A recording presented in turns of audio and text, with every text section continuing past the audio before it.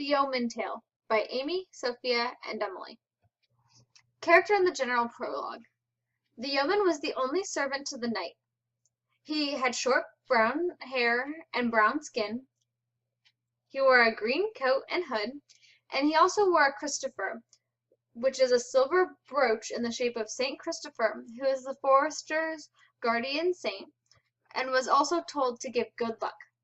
He had a bow and peacock arrows attached to his belt, and a hunter's horn and a green cord. Chaucer sees him as a real hunter. He was very knowledgeable about woodcraft. The setting. The yeoman's tale occurs between the second nun and the municipal. They enter the pilgrimage on old horses. Part 1 is autobiographical, and Part 2 takes place in London, where they trick a priest. The characters in the tale. The canon's Yeoman. He helps the canon practice alchemy, which was seen as a form of witchcraft. He is poor, and he is brown in the face from looking into the fire. He speaks very highly of the canon.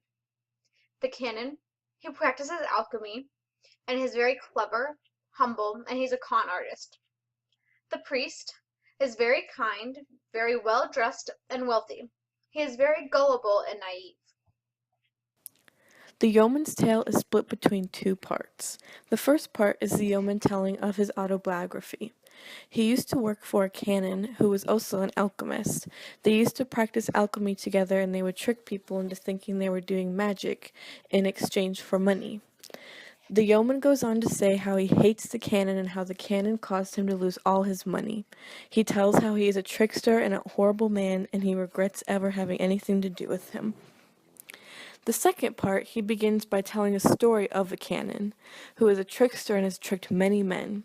One day, he decides to go to the local priest and ask if he can borrow his gold mark in exchange for the reveal of some of his secrets. He shows the priest he can take common objects and make them valuable, but it was all just tricks. He takes the objects and performs tricks in front of the priest by simply replacing the objects with silver while he's not paying attention. The priest gets excited about his new magic tricks and pays the canon for his money, and the canon runs off. Themes and political context. Part 1 theme of the yeoman's tale is trickery, because he explains how the canon and him would trick people. Part 2's theme is corruption of the church, because it shows how easily it was to trick a priest by using false chemistry.